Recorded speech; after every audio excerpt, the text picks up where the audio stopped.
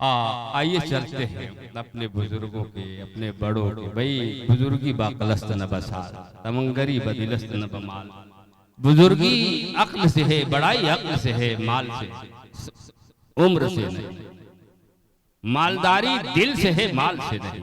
آپ کتنے مالدار ہو جائے لیکن اگر آپ کا دل غنی نہیں ہے تو میرے دوستو وہ مال نہ آپ کے کام آئے گا، نہ آپ کے بچوں کے کام آئے گا، نہ دوسرے غریبوں کے کام آئے گا. تو حضرت مولانا محمد ارشد مدنی معروفی اگرچہ میرے سے عمر میں چھوٹے لیکن اللہ نے انہیں علم اور قابلیت و صلاحیت سے نوازا ہے. اس لیے میں ان سے صدارتی خطاب کے لیے گزارش کر رہا ہوں کہ آپ تشریف لے آئے مسند صدارت پر اور اپنے قیمتی خطاب سے ہم سب کو نوازیں. بسم اللہ الرحمن الرحیم. الحمد لله الذي نزل الفرقان على عبده ليكون للعالمين نذيرا، وأشهد أن لا إله إلا الله وحده لا شريك له وأكبره تكبيرا، وأشهد أن سيدنا ونبينا ومولانا محمدا عبده ورسوله أرسله بالحق بشيرا ونذيرا، صلى الله تعالى عليه وعلى آله وأصحابه وأزواجه وذريته وبارك وسلم تسلیما کثیرا کثیرا. اما بعد. محترم بزرگوں اور دوستوں، عزیز نوجوانوں، آج کی یہ مجلس کوئی عام مجلس نہیں ہے. یہ مجلس عظیم ہے اس لیے کہ اس کا تعلق اللہ کی اس کتاب سے ہے جو عظیم ہے. اللہ کی وہ آخری کتاب جو اللہ نے اپنے آخری نبی محمد الرسول اللہ صلی اللہ علیہ وسلم پر نازل فرمائی. اللہ کی یہ کتاب قرآن کریم اس دنیا میں آسمان سے نازل ہونے والی وہ واحد چیز ہے جس میں کوئی تبدیلی نہیں ہوئی، اور جس طرح وہ اللہ کے رسول پر نازل ہوئی تھی آج بھی اسی طرح تر و تازہ ہے. اس میں ایک نقطے کی، ایک شوشے کی تبدیلی نہیں ہوئی. یہ قرآن کریم نبی اکرم صلی اللہ علیہ وسلم کو عطا کردہ معجزات میں سب سے بڑا علمی معجزہ ہے. تمام انبیاء کو معجزات عطا کیے گئے لیکن وہ ان کے زمانے تک خاص رہے، ان کی زندگی تک محدود رہے. اللہ نے محمد الرسول اللہ صلی اللہ علیہ وسلم کو قرآن کا جو معجزہ عطا فرمایا ہے یہ قیامت تک باقی رہنے والا ہے. اور اسی لیے حضور نبی کریم صلی اللہ علیہ وسلم کا ارشاد ہے فَأَرْجُو أَنْ أَكُونَ أَكْثَرَهُمْ تَابِعًا يَوْمَ الْقِيَامَةِ. مجھے امید ہے کہ قیامت کے دن تمام انبیاء کے مقابلے میں میرے متبعین سب سے زیادہ ہوں گے. قرآن کریم کے ہمارے اوپر حقوق ہیں. قرآن کریم کی کثرت سے تلاوت کرنا، قرآن کریم میں تدبر کرنا، غور و فکر کرنا، اس کے معانی کو سمجھنے کی کوشش کرنا، قرآن کریم کے احکام پر عمل کرنا، اوامر و نواہی کو بجا لانا. اللہ کے فضل و کرم سے ہمارا یہ قصبہ پورا معروف پورے ملک میں اس حیثیت سے امتیاز رکھتا ہے کہ یہ علماء اور فضلاء اور حفاظ اور قراء کا معدن ہے، مرکز ہے.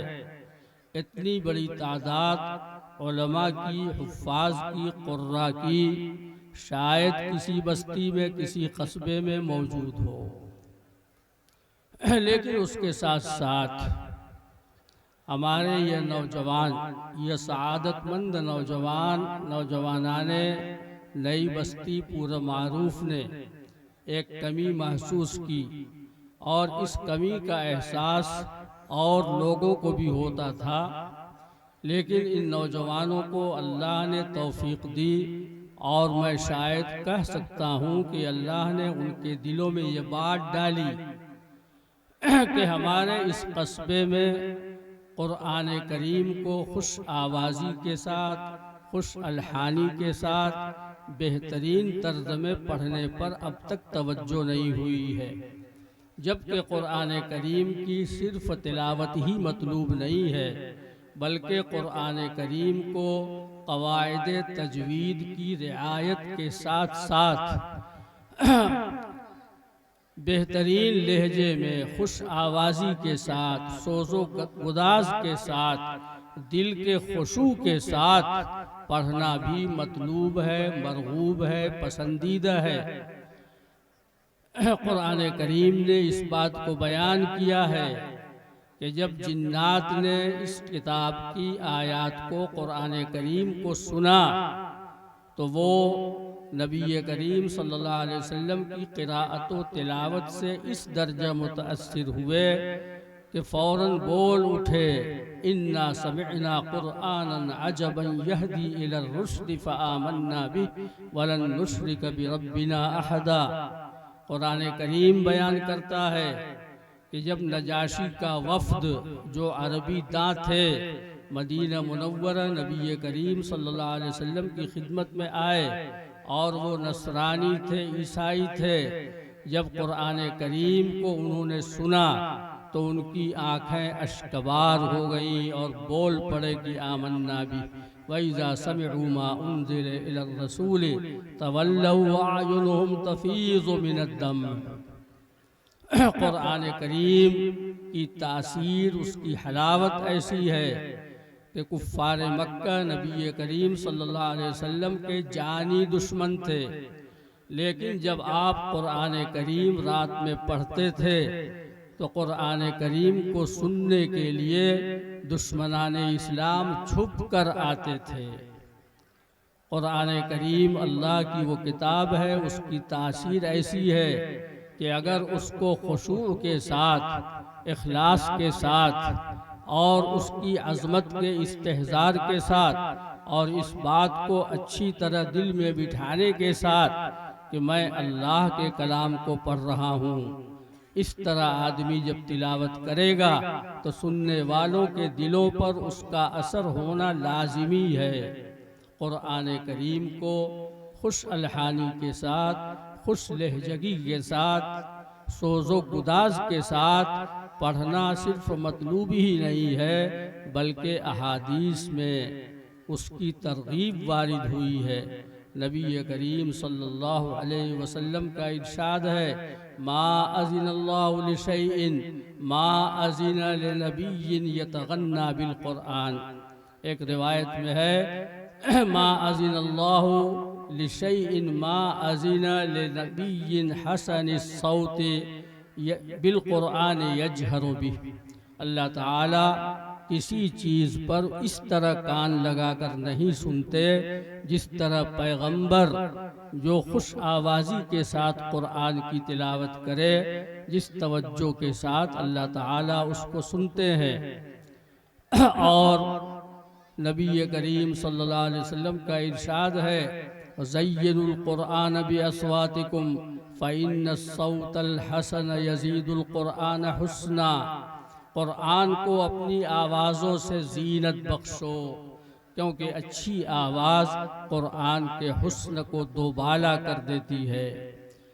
نبی کریم صلی اللہ علیہ وسلم خود احسن الناس صوتاً تھے، سب سے زیادہ خوش آوازی کے ساتھ قرآن کریم کی تلاوت کرنے والے۔ حضرت جبیر ابن مطعم جنگ بدر کے قیدیوں کے فدیے کے سلسلے میں جب مدینہ منورہ گئے ہیں اور وہ ابھی اسلام نہیں لائے تھے، بعد میں وہ بیان کرتے ہیں کہ میں نے نبی کریم صلی اللہ علیہ وسلم کو مغرب کی نماز میں سورہ والطور پڑھتے ہوئے سنا، اور جب آپ نے یہ آیت پڑھی، ام خلقوا من غیر شیء ام ہم الخالقون، اور اس کے بعد کی آیات آپ نے پڑھی. جبیر ابن مطعم کہتے ہیں کاد قلبی یطیرو، مجھے لگتا تھا کہ میرا دل سینے کے قفس سے نکل جائے گا، پرواز کر جائے گا. حضرت براء ابن عازب فرماتے ہیں کہ میں نے نبی کریم صلی اللہ علیہ وسلم کو عشاء کی نماز میں سورہ والتین پڑھتے ہوئے سنا. فما سمعت احسن صوتا منہ، آپ کی آواز سے بہتر میں نے کوئی آواز نہیں سنی. آپ صلی اللہ علیہ وسلم کے صحابہ میں ایک خاص صحابی ہیں عبداللہ ابن مسعود رضی اللہ تعالی عنہ. نبی کریم صلی اللہ علیہ وسلم نے خود ان سے فرمائش کی، اقرا علیہ، مجھے قرآن پڑھ کر سناؤ. عبداللہ ابن مسعود نے عرض کیا، اقرأ علیک وعلیک انزل، اللہ کے رسول آپ پر ہی تو قرآن نازل ہوا ہے، میں آپ کو پڑھ کر سناؤں؟ آپ نے فرمایا، انا احب ان اسمعہ من غیری، میں دوسرے سے سننا پسند کرتا ہوں. عبداللہ ابن مسعود نے سورہ نساء کی تلاوت شروع کی اور تلاوت کرتے کرتے جب اس آیت پر پہنچے، فَكَيْفَ إِذَا جِئْنَا مِنْ كُلِّ أُمَّةٍ بِشَهِيدٍ وَجِئْنَا بِكَ عَلَى هَؤُلَاءِ شَهِيدًا، تو حضور نے فرمایا حسبک، بس کرو. ابن مسعود کہتے ہیں میں نے نگاہ اٹھائی، فَإِذَا عَيْنَاهُ تَذْرِفَانِ، آپ کی دونوں آنکھیں اشکبار تھیں. آپ کے صحابہ میں حضرت ابو موسیٰ اشعری رضی اللہ تعالی عنہ نہایت خوش آواز تھے.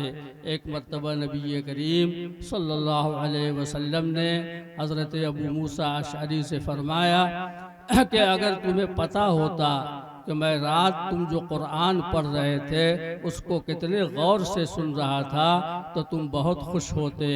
لقد اوتیت مزمارا من مزامیر آل داؤد، تم کو حضرت داؤد کی خوش الحانی کا ایک حصہ عطا کیا گیا ہے. عبداللہ ابن حضرت ابو موسیٰ اشعری نے فرمایا، لو علمت لحبرت لک تحبیرا، اللہ کے رسول مجھے معلوم ہوا ہوتا تو میں اور بھی اچھی طرح پڑھتا اور خوش آوازی کے ساتھ پڑھتا. یہاں سے ایک نقطہ ہم کو اور آپ کو یہ بھی معلوم ہوتا ہے کہ آواز تو اللہ کی دین ہے، ایک فطری چیز ہے. خوش آوازی ایک فطری چیز ہے. حضرت ابو موسیٰ اپنی فطری آواز میں پڑھ رہے تھے، لیکن انہوں نے کہا کہ اگر مجھے معلوم ہوتا کہ نبی کریم صلی اللہ علیہ وسلم میری قراءت سن رہے ہیں تو میں اور بھی مزین کر کے پڑھتا اور بھی بنا کر سوار کر پڑھتا. تو معلوم ہوا کہ آدمی کی آواز جیسی بھی ہو، اگر وہ تجوید کے قواعد کی رعایت کے ساتھ ساتھ کوشش کرے گا اور بتکلف اپنی آواز کو اچھی بنانے کی کوشش کرے گا تو اللہ نے اس کو اس بات پر قدرت دی ہے. ہمارے نوجوانوں نے اس کمی کو محسوس کیا اور اس کے لیے یہ عظیم محفل انہوں نے منعقد کی ہے. اس محفل میں بہت سے انتہائی مفید پروگرام آگے آنے والے ہیں اور اسی لیے میں کوئی بہت لمبی تقریر آپ کے سامنے نہیں کروں گا. اس خصوصی اجلاس میں جو پورا معروف میں اپنی نوعیت کا پہلی مرتبہ منعقد ہونے والا اجلاس ہے، مسابقہ حسن قرأت بھی ہے اور اس کے ساتھ ساتھ اسلامی سوالات بھی کیے جائیں گے. مدارس کے طلبہ ان کا جواب دیں گے. یہ بھی اس مجلس کا ایک بہت بڑا فائدہ ہے. اس کے ذریعے نوجوانوں میں، طلبہ میں اور سب لوگوں میں اسلامی تاریخ سے اور سیرت نبویہ کے اسباق سے دلچسپی پیدا ہوگی، حوصلہ پیدا ہوگا، شوق پیدا ہوگا، ذوق پیدا ہوگا. ہمارے ان سعادت مند نوجوانوں نے یہ ایک جو عظیم پروگرام منعقد کیا ہے، ہمیں امید ہے کہ آپ یہاں سے قرآن کریم کی تلاوت کا پیغام لے کر جائیں گے. قرآن کریم کی تلاوت جو ہمارے قصبے میں آج سے 30 سال پہلے 40 سال پہلے جس قدر ہوتی تھی اس کے مقابلے میں بے حد کمی ہو گئی ہے. ہمارے بچپن میں قرآن کریم کی تلاوت کی آواز فجر کی نماز کے بعد تمام گھروں سے آتی تھی.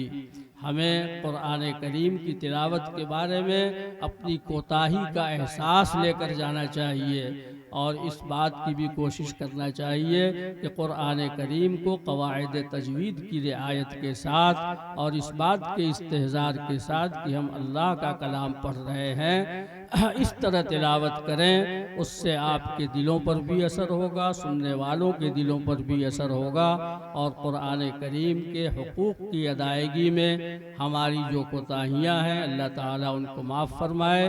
ان کوتاہیوں کے ازالے کی ہم کو ضرور کوشش کرنی چاہیے۔ اللہ تعالی ہمارے ان نوجوانوں کو مزید توفیق عطا فرمائے، اللہ ان کی زندگیوں میں برکت دے، اللہ تعالی ان کے ذریعے دین کا کام لے، ان کو دنیا اور آخرت کی سعادت اور خوشحالی نصیب فرمائے۔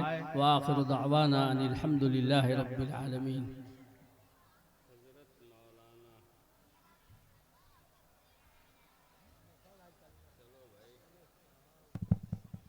بند کر دیتے ہو کیا؟ حضرت مولانا محمد ارشد مدنی معروفی صدر محفل حسن قرات کا آپ نے خطاب سنا کہ قرآن اللہ کا اتنا محبوب کلام ہے اور اللہ کے رسول صلی اللہ تعالیٰ علیہ وسلم کو کس قدر پسند ہے۔ ایک رات حضرت عائشہ رضی اللہ تعالیٰ عنہ آپ کے پاس دیر سے پہنچی، آپ نے پوچھا عائشہ کیا عذر پیش آ گیا، کیا عرضہ پیش آ گیا جو دیر سے آئی؟